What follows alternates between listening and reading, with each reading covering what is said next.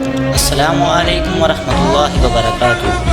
حضرت ابن عباس رضی اللہ تعالیٰ عنہ بیان کرتے ہیں کہ رسول اللہ صلی اللہ علیہ وسلم نے فرمایا، دو نعمتیں ایسی ہیں جن کے بارے میں بہت سے لوگ خسارے میں ہیں، صحت اور فراغت۔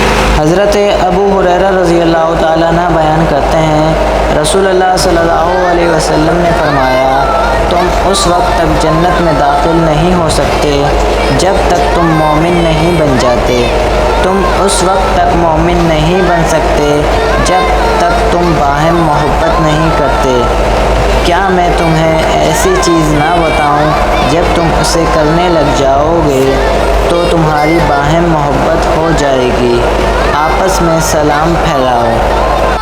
حضرت ابو ہریرہ رضی اللہ تعالیٰ عنہ سے روایت ہے کہ رسول اللہ صلی اللہ علیہ وسلم نے فرمایا، جس شخص نے مجھے خواب میں دیکھا تو اس نے مجھے ہی دیکھا، کیونکہ شیطان میرا روپ نہیں دھار سکتا۔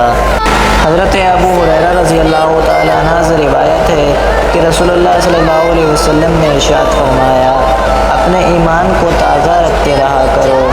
عرض کیا گیا، یا رسول اللہ صلی اللہ علیہ وسلم، ہم اپنی ایمان کو کس طرح تازہ کریں؟ ارشاد فرمایا، لا الہ الا اللہ کو کثرت سے کہتے رہا کرو۔